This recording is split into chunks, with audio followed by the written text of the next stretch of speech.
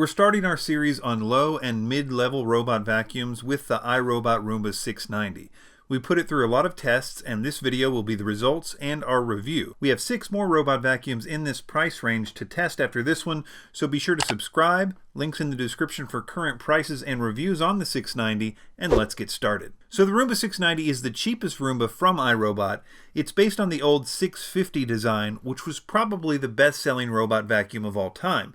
But the 690 is updated in the sense that they added Wi-Fi capability and app controls. It's not a smart navigation robot. You have to upgrade all the way to the 960 if you want it to clean in straight, efficient lines. So the 690, like many cheaper robot vacuums, just randomly bounces around until it cleans the house. It's fairly efficient for a random navigation bot though, and though it did miss a spot in one of our tests, in general it did what it was supposed to do even when a lot of obstacles were introduced. I tested the airflow on the 690's single power setting and was surprised to measure only 7 CFM, which is the lowest I've ever seen on a robot vacuum. For comparison, we measured the higher end Roombas like the 980 and the i7 at around 17 CFM on high, and in the case of the 980, which has 2 power settings, 12 CFM on low power. And even though the lack of airflow on the 690 does show up in a few ways, as we'll see, it's not a total deal breaker because the 690 has decent cleaning mechanics. For example, on our carpet pickup tests, it did excellent, picking up all the debris in the tests, including fine debris, pet hair, and large to extra large debris, though it did kick around and blow around pet hair with its exhaust quite a bit, but not as bad as it did on hard floors. On hard floors, it again was able to pick up all the types and sizes of debris, including pet hair, but it did struggle a little bit with fine debris due to its low airflow.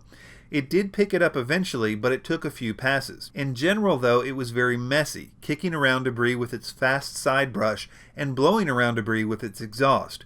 This is typical for even high-end Roombas, though, which tend to be more messy than other robots, but it did seem a little worse with the 690. With deep cleaning, we rubbed 100 grams of sand into a medium pile test carpet and weighed the bins before and after. The 690 picked up 62% of the embedded sand.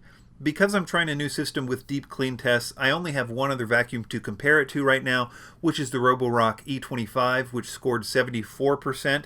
In general, robot vacuums are not all that great with deep cleaning carpet, but I suspect that the 690 will end up being one of the worst when we complete this series. Its edge cleaning was also pretty bad. In fact, I can't remember seeing a worse performance on this test. The same with the crevice pickup test, where again robot vacuums tend to struggle with anyway, but the 690 really didn't seem to pick up anything at all. It did have great battery life though. iRobot says the 690 can get an hour and a half or 90 minutes on one charge, and this was the first robot we've tested that actually outperformed the specs, getting about 99 minutes on one charge.